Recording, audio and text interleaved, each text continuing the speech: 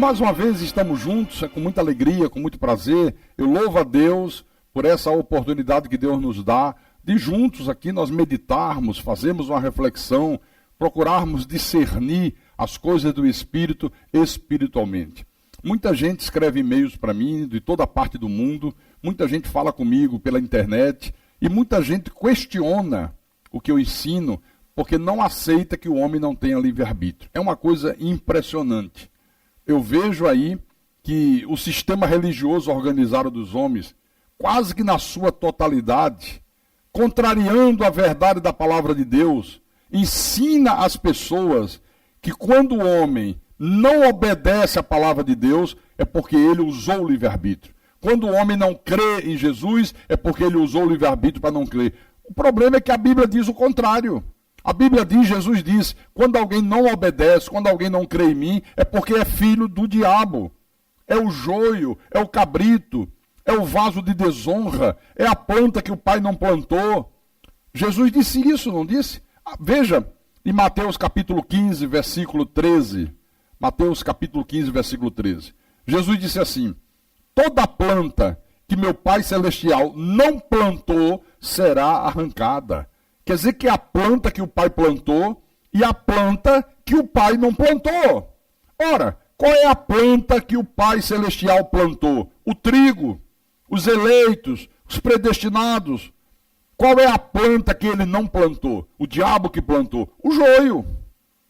Um dia, todos nós que somos filhos de Deus, lavados e remidos no sangue de Jesus, estivemos no meio dos filhos do diabo, tínhamos atitudes de lobo, mas a realidade da Bíblia é que nós sempre fomos ovelhas. Estávamos no meio dos filhos do diabo, tínhamos atitude de lobo, mas sempre fomos ovelhas. Mas no tempo de Deus, irmãos, o bom pastor nos buscou. Ele nos trouxe de volta para o aprisco. Agora, os filhos do diabo jamais serão trazidos, jamais serão transformados, jamais receberão vida outra vez, jamais.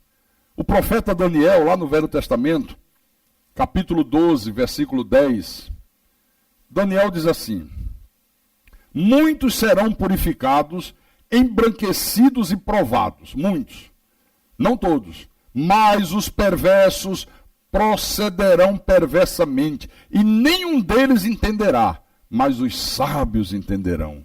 Você está vendo? Muitos serão purificados, embranquecidos, provados. São os eleitos, muitos, não todos. Mas os perversos, os filhos do diabo, sempre vão proceder perversamente. Nunca vão entender a palavra de Deus. Nunca vão se submeter a Deus. Jesus, no livro do Apocalipse, testifica essas palavras de Daniel. Apocalipse capítulo 22, versículo 11. Jesus disse assim: continue o injusto fazendo injustiça. Continue o imundo ainda sendo imundo.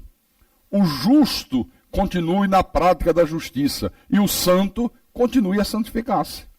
Então, a partir do entendimento que o Espírito Santo nos dá acerca dessas duas descendências, a descendência de Deus e a descendência da serpente, é que a gente começa a compreender muitas coisas que antes nós não compreendíamos.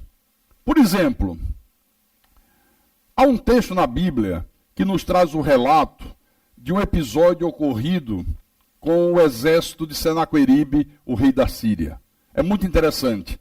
Isso está em 2 de Reis, capítulo 19, versículo 35. Então, naquela mesma noite, saiu o anjo do Senhor e feriu no arraial dos assírios 185 mil homens foram mortos. E quando se levantaram os restantes pela manhã, eis que todos eram cadáveres. Quando Êxodo capítulo 12, versículo 29, faz um relato da 10ª praga que Deus enviou sobre os egípcios, né? Quando Deus disse que ia ferir todos os primogênitos, diz assim: aconteceu que à meia-noite feriu o Senhor todos os primogênitos na terra do Egito, desde o primogênito de Faraó, que se assentava no seu trono, até o primogênito do cativo que estava na enxovia, e todos os primogênitos dos animais. Ora, por que um anjo do Senhor, de uma só vez, matou 185 mil pessoas? Por que de repente o Senhor matou todos os primogênitos dos egípcios. Agora nós entendemos que toda essa gente eram filhos do diabo, não eram eleitos de Deus, eram um vaso de desonra. E como tais, não contam para Deus. Eles não contam para Deus, são filhos do diabo. Mas o sistema religioso doentio, que está aí estabelecido e que é grande maioria, não aceita, não compreende essa verdade aqui, de que há nessa terra os filhos de Deus e os filhos do diabo. Eles não conseguem discernir que anjos caídos assumiram um corpo de carne e que a partir daí a Bíblia os chama de vasos de ira preparados para a perdição. É a descendência da serpente que passou a existir nesse mundo no corpo de carne a partir de Caim. É a descendência da serpente. Faraó, citar os que são famosos, né? Judas, Herodes, Hitler e todos aqueles que um dia ou rejeitaram ou rejeitam o soberano Senhor Jesus Cristo. Interessante. E agora eu vou responder a um irmão que me perguntou no Facebook: pastor, quer dizer que o senhor crê que existem pessoas que são anjos decaídos que assumiram um corpo de carne? Eu creio porque a Bíblia diz isso. Eu creio no que a Bíblia diz. Eu não sou incrédulo. Eu sou crédulo. Deixa eu mostrar. Judas, versículo 13. A epístola de Judas tem um capítulo só, né? Por isso que eu estou citando só o versículo. Versículo 13. Essa epístola de Judas é um verdadeiro raio-x do caráter dos filhos do diabo. Judas escreveu essa epístola exclusivamente para alertar a igreja acerca da necessidade, né, de batalhar diligentemente pela fé, que uma vez por todas foi entregue aos santos, por causa da ação nefasta dos filhos do diabo. Toda epístola foi escrita com esse objetivo. Aí no versículo 13, ele diz que os filhos do diabo são como ondas bravias do mar, que espumam as suas próprias sujidades, estrelas errantes para as quais tem sido guardada a negridão das trevas para sempre. Preste atenção, o que significa estrelas errantes? São estrelas errantes para as quais tem sido guardada a negridão das trevas para sempre. Significa anjos caídos. O profeta Isaías chamou Satanás de a estrela da manhã. João diz aqui no livro do Apocalipse que Satanás, com a sua cauda, arrastava uma terça parte das estrelas do céu. Não são essas estrelas que nós contemplamos à noite. Ele arrastou uma terça parte dos anjos. Está aqui na Bíblia. E as pessoas não acreditam. Vai ser incrédulo assim no inferno, meu querido. E depois diz que é pastor. E depois ocupa um púlpito. E depois combate a verdade sagrada. A verdade é essa aqui, ó. É que existem pessoas nessa terra que são estrelas errantes, anjos caídos, que por vontade soberana de Deus passaram a existir num corpo de carne. Judas, o que traiu Jesus, era uma dessas estrelas errantes. Judas era um vaso de desonra, era um joio no meio do trigo, era um filho do diabo. Pastor, mas isso está na Bíblia? Está. Na minha está. Abra em João capítulo 6, versículo 70. Jesus se dirige aos apóstolos e faz uma pergunta. Não vos escolhi eu em número de 12? Eles devem ter balançado a cabeça afirmativamente. Sim, o Senhor nos escolheu nós 12 aqui. Contudo, um de vós é diabo. Referia-se ele a Judas, filho de Simão Iscariote, porque era quem estava para traí-lo, sendo um dos 12. Judas era uma dessas estrelas errantes, era um demônio encarnado, era um vaso de ira destinado para a perdição. Aí você diz, pastor, mas se Judas era um filho do diabo, era um demônio encarnado, era uma estrela errante, como o Senhor está mostrando na Bíblia, por que Jesus chamou Judas para ficar no meio dos apóstolos? Sabe por quê?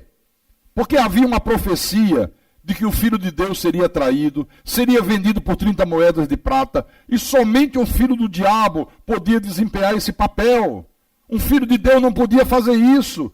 Então Jesus chamou Judas, sabendo que Judas era uma estrela errante, um anjo decaído, revestido de carne. Jesus, como Deus sabe de tudo, chamou, porque só um filho do diabo podia fazer esse serviço sujo. Na oração sacerdotal de Jesus, ele confirma isso. João capítulo 17, versículo 12. Jesus está orando e diz assim: quando eu estava com eles, com os apóstolos, guardava-os no teu nome que me deste. Protegi-os, nenhum deles se perdeu. Nenhuma ovelha se perde, nenhum filho de Deus vai para o inferno. Isso é a maior mentira que já se estabeleceu dentro da igreja. E o povo de Deus tem medo do inferno, tem medo de ter o nome riscado do livro da vida, tem medo de pastor, tem medo de diabo, tem medo de demônio, porque não conhece a verdade. Se você é de Deus, você está protegido por Deus, jamais você se perderá. Aí Jesus disse: nenhum deles se perdeu, exceto o filho da perdição, para que se cumprisse a Escritura. Jesus só guarda aqueles que foram predestinados. Ele só guarda os eleitos, ele só guarda os seus escolhidos.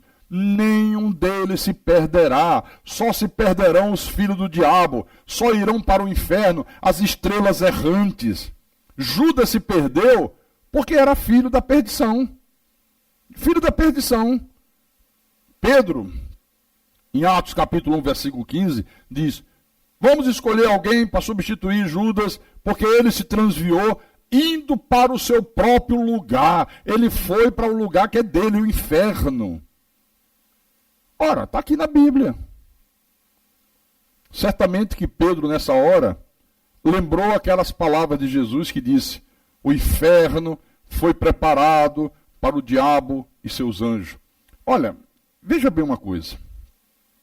Quando Jesus falou da sua segunda vinda, ele disse que ele virá com todos os seus anjos, que reunirão os seus escolhidos de toda a face da terra, colocará à sua direita as ovelhas, pessoas, e à sua esquerda os cabritos. Está falando de dois grupos de gente, de pessoas.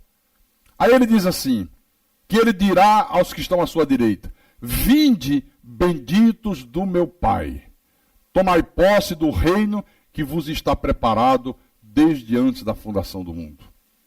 O novo céu e a nova terra. Aí ele fala: tive fome, deste de comer, tive sede, deste de beber. Tá bom. Aí depois ele se dirige à turma da esquerda. Aí diz para aquelas pessoas: apartai-vos de mim, maldito, para o fogo eterno, preparado para o diabo e seus anjos. Ora, quem são aquelas pessoas? Anjos do diabo. O inferno não foi preparado para o diabo e seus anjos? Aquelas pessoas que eram anjos do diabo, que assumiram um corpo de carne por uma decisão soberana de Deus. Infelizmente, meus irmãos, nós estamos vivendo hoje uma péssima caricatura do verdadeiro cristianismo. Porque no verdadeiro cristianismo não há lugar para lógica, para filosofias, para pensamentos humanos, para achismo. No verdadeiro cristianismo, tudo já está consumado. Nós estamos apenas vivenciando o cumprimento de um plano que foi elaborado por Deus. São desígnios pré-estabelecidos por Deus. Ninguém pode frustrar os desígnios de Deus. Perdão. Por isso, o Evangelho da Graça de Deus traz a revelação plena da verdade sagrada. Em 2 Tessalonicenses, versículo 2, capítulo 2, versículo 13, olha o que o Espírito Santo fala. Entretanto, devemos sempre dar graças a Deus por vós, irmãos amados pelo Senhor, porque Deus vos escolheu desde o batismo nas águas para a salvação. Ora, não está isso na Bíblia. Aí fica a pastosada dizendo: quando você se batiza, você é salvo. Não é quando aceita Jesus você é salvo. Não, senhor, mentira. Deus vos escolheu desde o princípio para a salvação, pela santificação do Espírito e fé na verdade. Desde que Deus te escolheu, quando Ele te criou a tua imagem e semelhança, Ele escolheu você para ser um salvo, para viver eternamente com Ele. O pecado de Adão te matou, mas Deus disse: mas vai viver, pela santificação do Espírito e fé na verdade. Este é um plano perfeito de Deus. Portanto, irmãos, se o Senhor quis fazer soberanamente vasos para a honra e vasos para a desonra, quem é que neste mundo pode frustrar os planos pré-estabelecidos por Deus? Quem? Ninguém. Jó respondeu isso. Em Jó capítulo 42, versículo 2. Ele disse para Deus: Senhor, bem sei que tudo podes. Nenhum dos teus planos pode ser frustrado. Aleluia. Então Deus determinou que todos os seus filhos, aquele que ele predestinou, segundo o beneplácito da sua vontade, tem a vida eterna, está determinado. Aqueles anjos rebeldes, aqueles anjos caídos, que tomaram um corpo de carne semelhante ao nosso corpo, que são os filhos do diabo, o joio, os vasos de ira preparados para a perdição, já estão condenados. Pronto, final. Mas tem gente que quer viver a vida como advogado do diabo, defendendo o diabo. Não porque não pode ser assim, não porque não pode ser dessa maneira, não porque eu não entendo. Olha, se você não entende, meu querido, é porque Deus não te fez entender. É porque Deus não te fez compreender a verdade. Essa que é a grande realidade. Porque se você é de Deus, quando você ouve, lê e confere na Bíblia, não tem como. O Espírito Santo nos guiará a toda a verdade. Eu passei 30 anos da minha vida acreditando em livre-arbítrio, acreditando que todo mundo é filho de Deus, mas o homem é que decide se quer ser salvo, se não quer ser salvo, acreditando nessas mentiras. Mas no dia que Deus começou a iluminar os meus olhos, começou a fazer eu compreender o que estava na Bíblia, eu fui humilde e disse: Senhor, apaga tudo da minha mente, tudo que me ensinaram até hoje, apaga, deleta, né? Como é que se faz com o computador quando tem um vírus, que a gente quer limpar o HD? Formata a minha mente, formata o meu HD e começa a colocar tudo certo. E eu comecei a ler a Bíblia, esse Espírito Santo me guia a toda a verdade. Eu não quero viver uma mentira, eu não quero viver numa ilusão. E o Espírito de Deus foi me guiando a toda essa verdade que eu creio. Está aqui, é simples assim. Né? Simples assim. Tá bom? Bom, muito grato por você estar conosco nesse momento especial que Deus tem nos reservado. E a gente volta amanhã. Até lá.